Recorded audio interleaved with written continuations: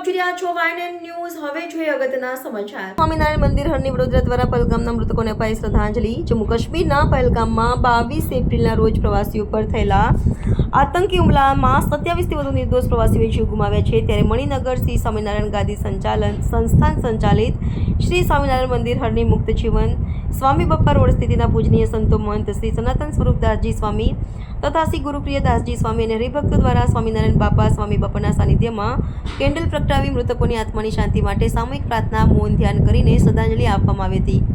બધા જ સત્સંગી નાના મોટા ભાઈઓ બહેનોએ પણ શ્રદ્ધાંજલિ આપી હતી.